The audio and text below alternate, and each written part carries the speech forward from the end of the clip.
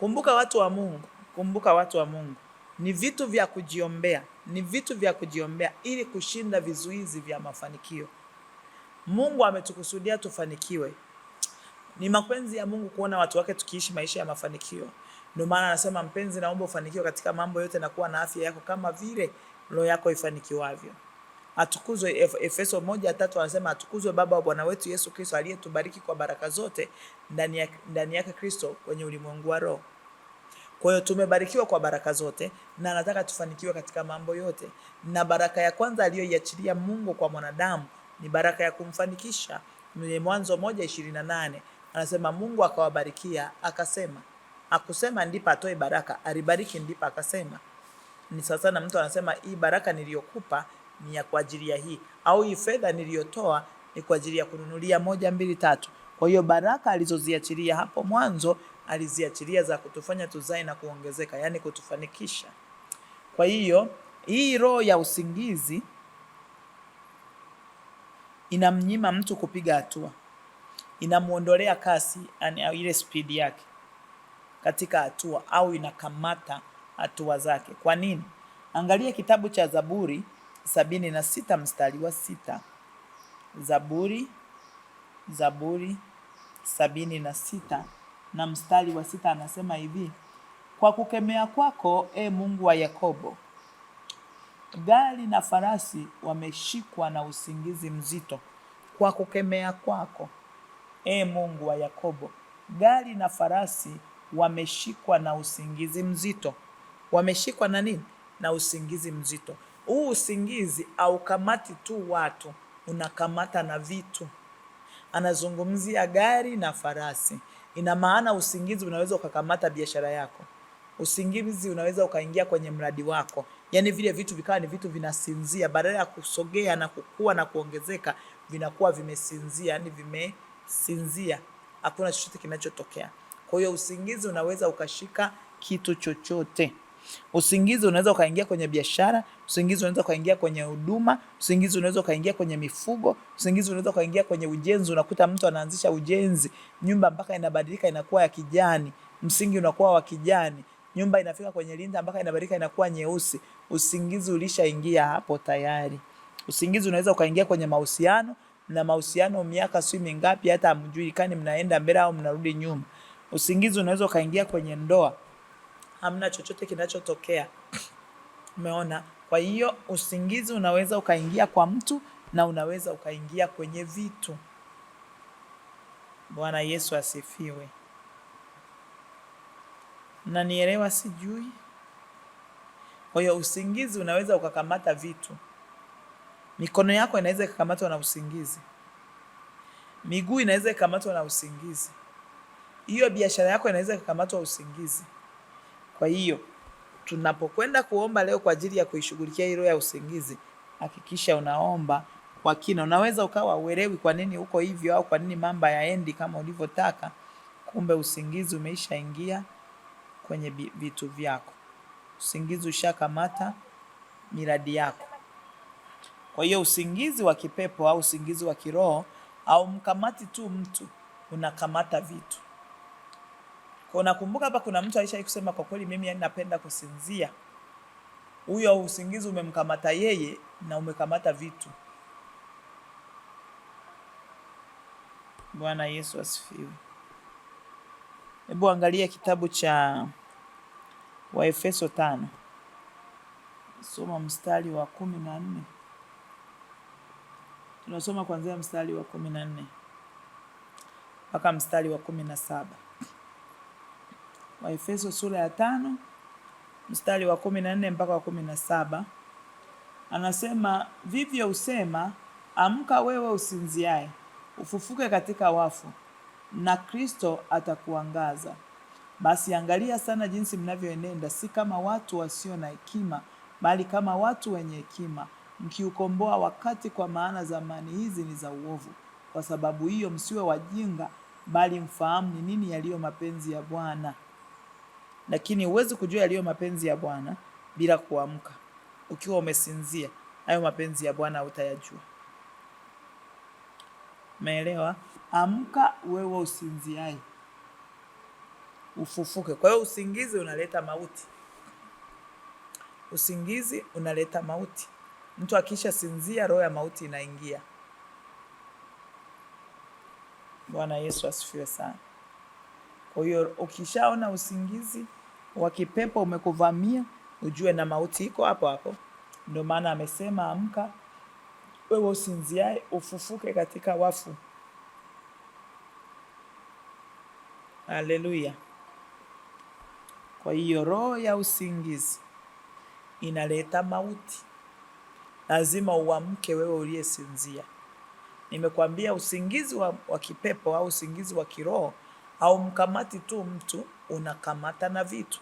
Ndio maana tumeona kwenye hiyo Zaburi ya 76 mstari wa 6, usingizi ulikamata farasi na magari. Kwa kama usingizi unaweza kukamata farasi, ukakamata magari, unaweza kukamata biashara yako, kukamata kazi yako, kukamata ndoa yako, kukamata vitu vyako vyote. Kwa hiyo tutakapoomba kwa ajili ya kushughulikia usingizi wa kipepo, ni roho kamili ambayo inazuia watu. Yaani unaona mtu kuna vitu haitakiwa afanye lakini analala. Huo sio usingizi wa kawaida. Kuna usingizi wa mauti. Kuna dada mmoja alikuwa ananiambia anatoka nyumbani kwake anaenda kazini. Ana kampuni yake kubwa, tena sio ndogo. Ana kampuni kubwa tu. Akitoka nyumbani kwake akifika ofisini kwake, yani ofisi yake iko gorofani. Kwa akifika sehemu ya parking, anaweza akalala kuanzia saa 2 kwenye gari, atakuja kushtuka saa 10. Ashuki kwenye gari, anasinzilia umo kwenye gari. Anapatwa na uzito wa kwenda ofisini kwake, anapiga usingizi kwenye gari. Anasema siku moja akapatwa na usingizi, akasinzia toka saa 2, akashtuka saa 8. Alivyotoka akasema nikaendesha gari mpaka nikaenda sehemu nyingine ufukweni, akapaki gari, akasinzia mpaka saa 12 jioni. Akwenda ofisini wala akujua cha ofisini kulikuwa na nini, akageuza akarudi nyumbani. Kumbuka nimekwambia roho ya usingizi inaondoa speed, inakamata hatua za mtu. Roho ya usingizi inamnyima mtu kupiga hatua. Fikiri huyu mtu ametoka nyumbani na amekula mafuta kabisa, gari limekunywa mafuta, aende kupaki nje ya ofisi, asinzie, ageuza arudi nyumbani. Kitu cha kwanza, hajaenda ofisini, hajajua nini kilichotakiwa kufanyika, hakuna kichochote kilichofanyika. Jambo la pili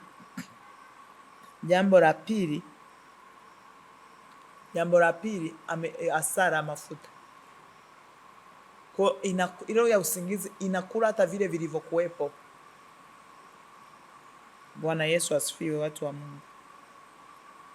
Kwa usiache kuombea kuipangua ile ya usingizi.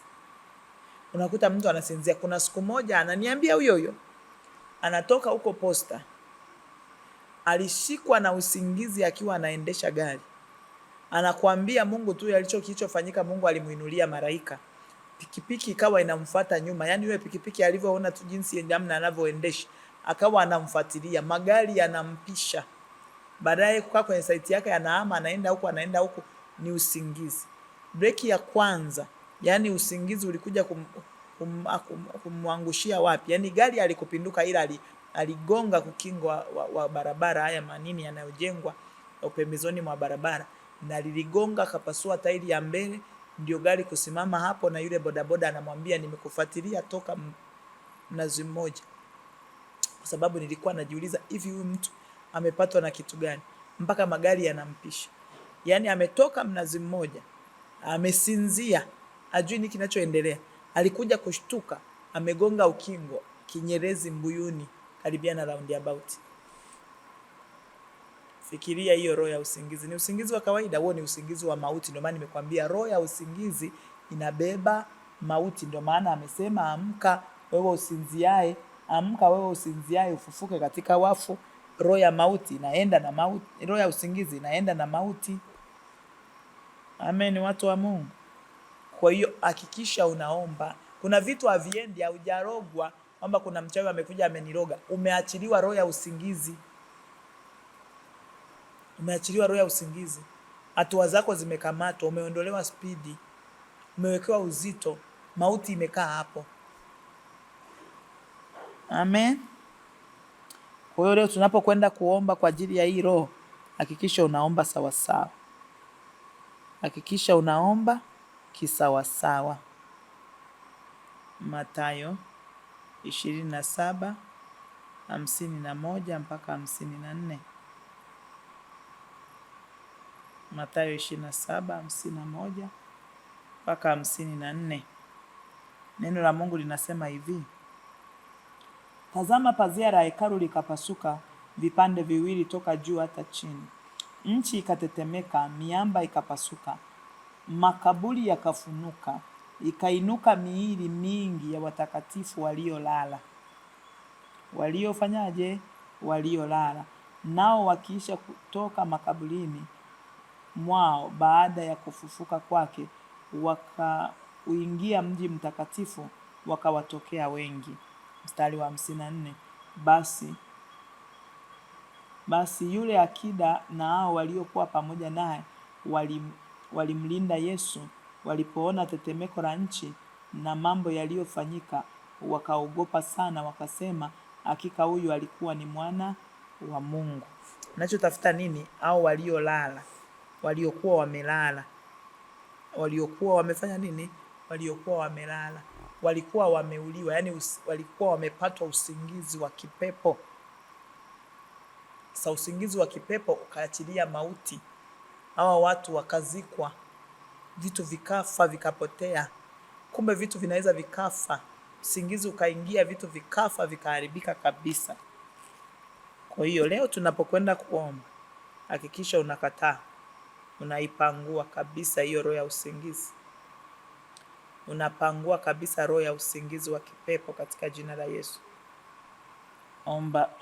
Omba ni roho ya usingizi.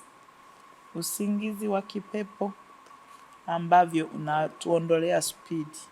Ondoa roho ya usingizi kwenye vitu vyako. Ondoa roho ya usingizi juu yako. Ondoa usingizi kwenye kila kitu chako. Kama wewe hii roho haipo, wewe iache. Ombea jambo lingine. Lakini kama unaona kuna mavitu hayaendi, unakuwa mtu wa kuinuka na kukaa chini. Unakuwa mtu wa kuinuka na kukaa chini. Unaona badala ya kusogea kwenda kwa kasi, unaona unaenda taratibu. Unaona vitu vinaharibika tu, havifiki mwisho. Kuna usingizi wa kipepo. Amesema amka wewe ulalae usingizi, na ufufuke katika wafu. Vilivyokufa vyote vifufuliwe katika jina la Yesu. Kila kilichokufa kikafufuke kwa damu ya Yesu. Haleluya.